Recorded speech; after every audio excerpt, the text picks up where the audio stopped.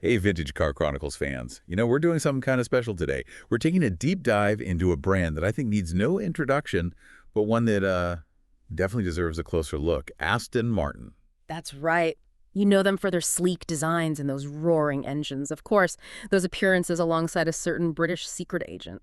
But today, we're going beyond the surface. We're diving deep into company history, model evolution. We'll talk about those motorsport triumphs, and even Aston Martin's forays into some unexpected territories like, well, I'll just say it, submarines and skyscrapers. Submarines and skyscrapers, I Yeah. know, right? I had no idea they were involved in so much more than just cars. So where are we going with this? What should our Vintage Car Chronicles listeners really know about Aston Martin by the end of this? By the end of this deep dive, you should understand why this brand is so much more than just beautiful cars. We're going to explore how they've navigated this roller coaster ride of financial challenges. We'll uncover what makes their legacy so enduring, and maybe even share a few insider details. You know, those little things that'll make you sound like a true Aston Martin expert at your next car meet. Sounds good to me. Yeah. So let's rewind all the way back to the beginning. Aston Martin was founded in 1913.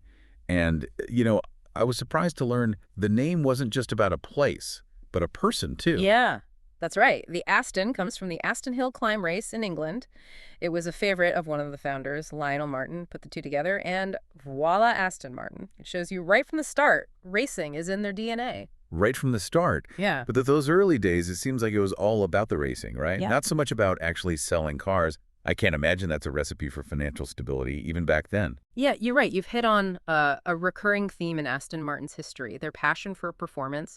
Sometimes it came at the expense of, let's say, sound business decisions. Of course, World War I forced them to, shift gears, start producing aircraft parts instead. And that early sign of adaptability, I think that became crucial for their survival. And survive they did.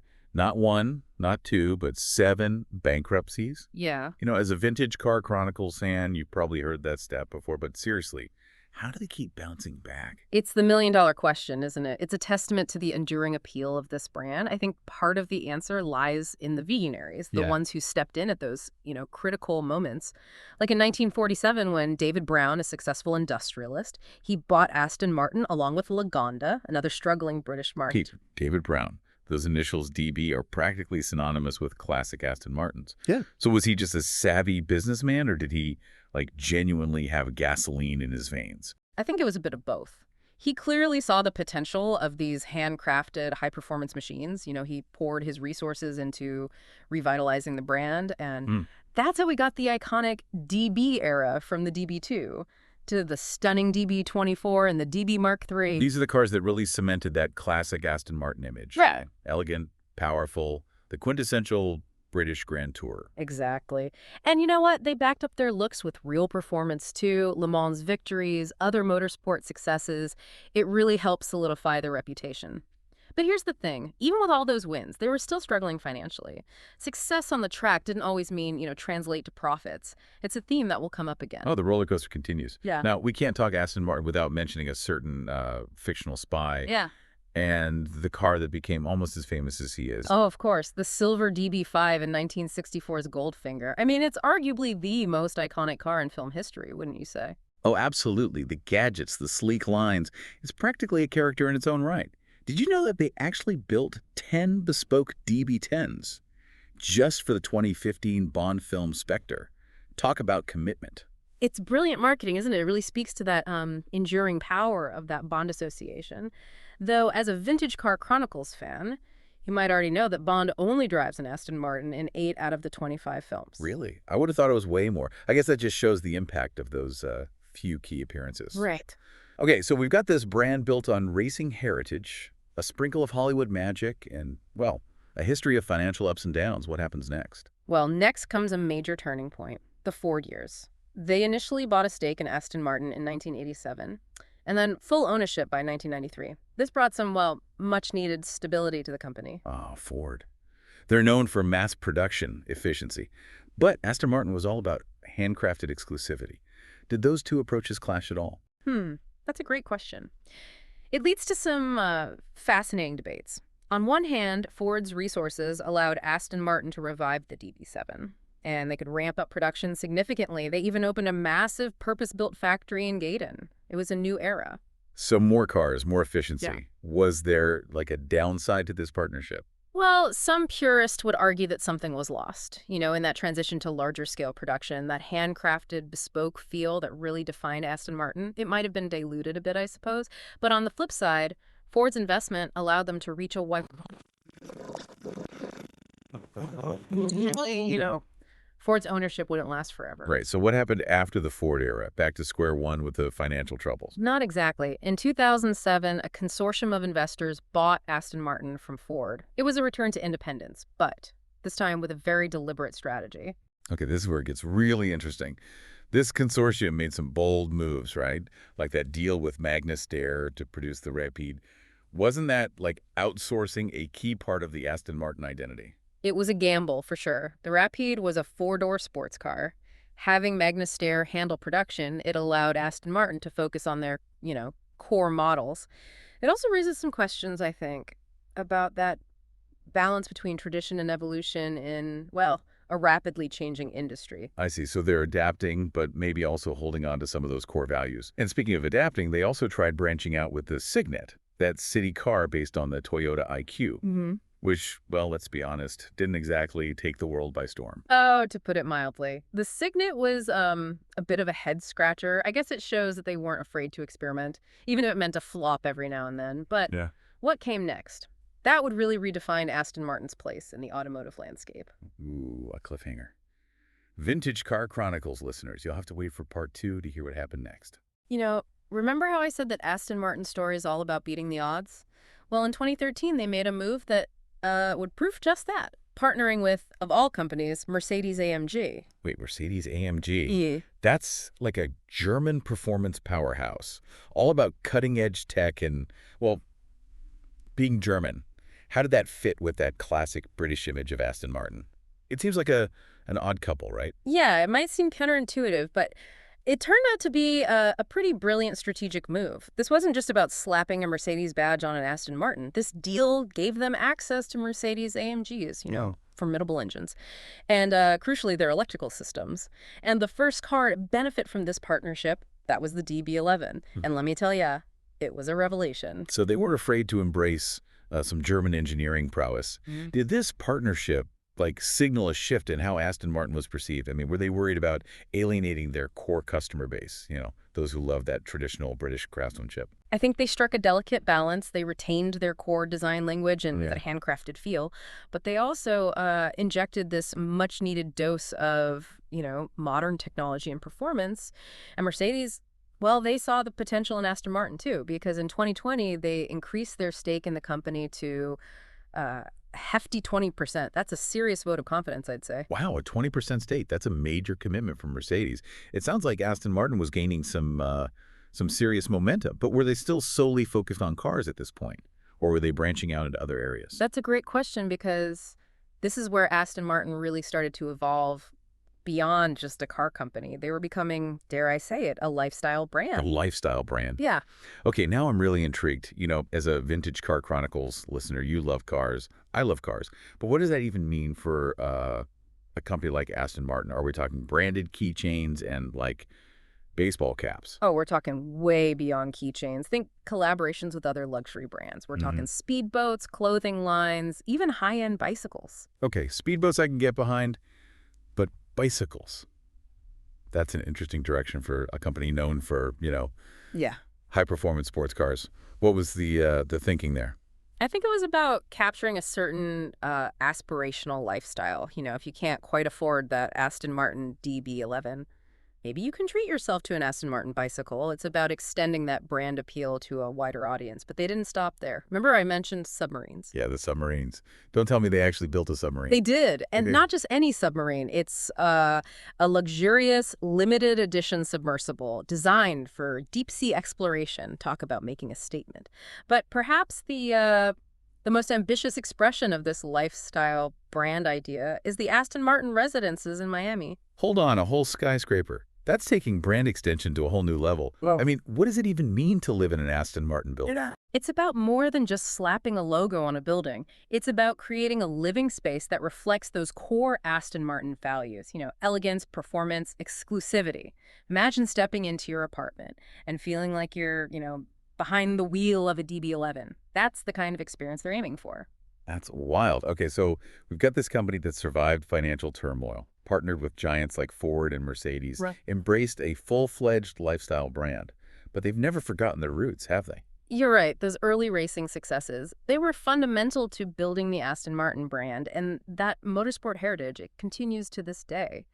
In recent years, they focused on GT racing with the DBR9 and Vantage GTE achieving some impressive victories.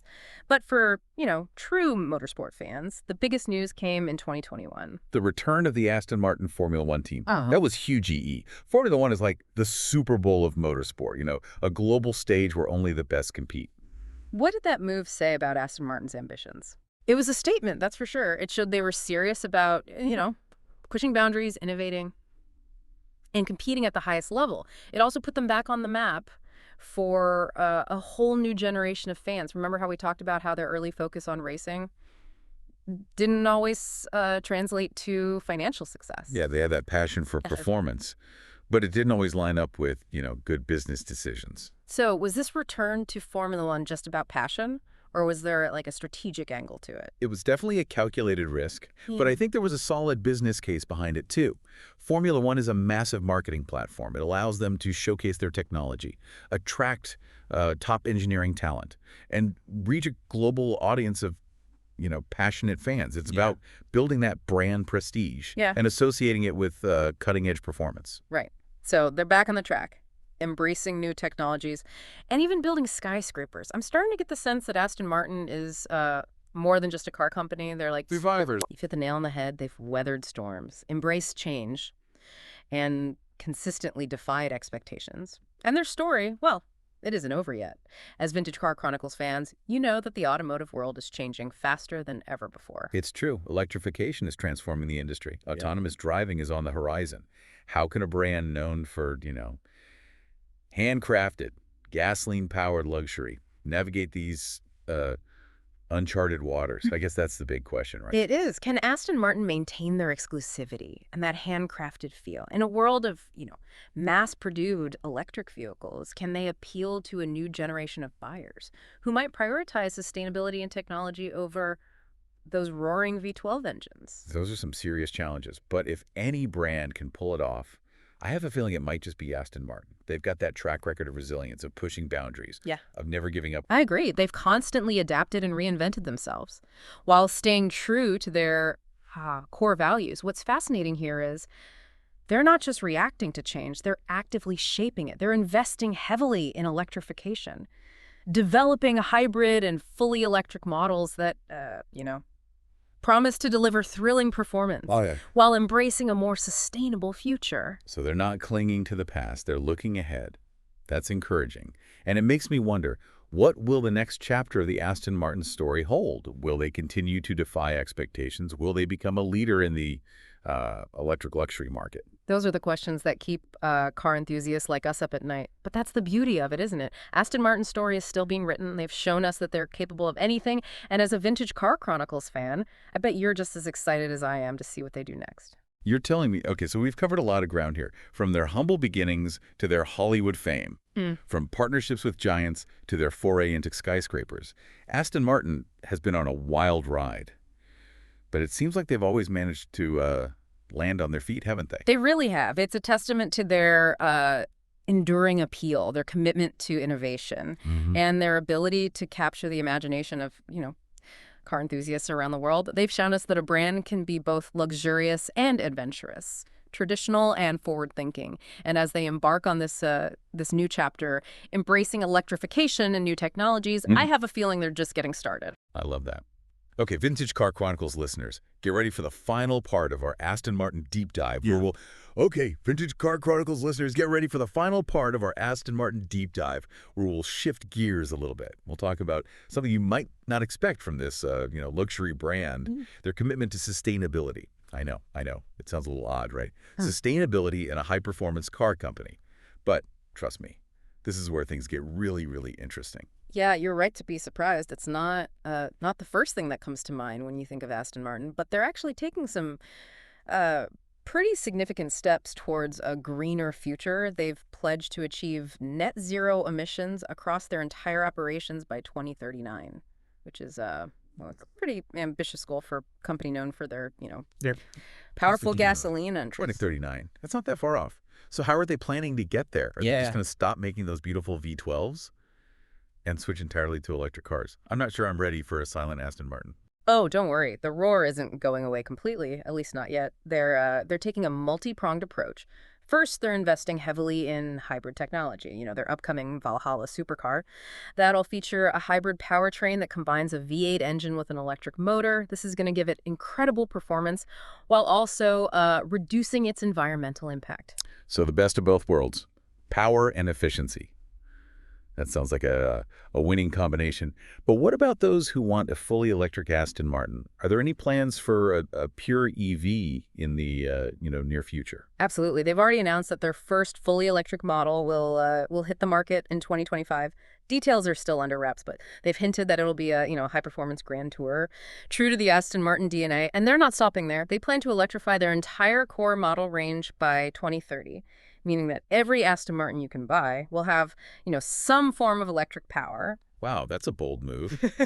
It sounds like they're really embracing the future of the automotive industry. Yeah. But switching to electric power, that's just one part of the sustainability equation, right? Yeah. What about their manufacturing processes and their supply chain? Right. That's another area where they're making some significant changes. They're committed to using sustainable materials in their cars, reducing waste during production, and working with suppliers who share their environmental values. They're even exploring the use of some innovative materials like flax and recycled carbon fiber to reduce their reliance on, traditional materials. So it's a holistic approach. Yeah. From the cars themselves to how they're made. It's impressive to see a company like Aston Martin with such a strong heritage embracing these modern ideas. It makes you think about how the definition of luxury is evolving, doesn't it? It's not just about speed and exclusivity anymore, but also about, responsibility. A commitment to a sustainable future. You're absolutely right. Luxury is becoming more about, I think,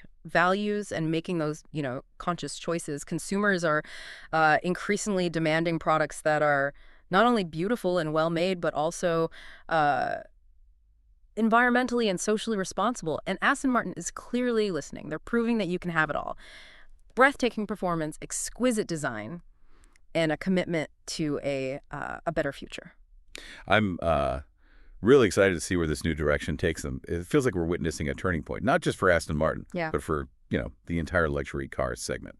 Okay, Vintage Car Chronicles listeners, we've covered a lot of ground today. We've explored Aston Martin's rich history, their triumphs and challenges, their evolution into a lifestyle brand, their motorsport heritage, and their commitment to a sustainable future. We've seen how they've managed to stay relevant for over a century, adapting to changing times while remaining true to their, core values. They've shown us that a brand can be both luxurious and innovative, powerful and responsible. And as they embark on this next chapter, embracing new technologies and ideas, one thing's for sure, their story is far from over. Well said. And on that note, we want to thank you, our loyal Vintage Car Chronicles listeners, for joining us on this deep dive into the world of Aston Martin. We hope you enjoyed the ride. And don't forget to tune in tomorrow for another episode of Vintage Car Chronicles, where we'll explore another fascinating corner of the automotive world. Till then, keep those engines raw.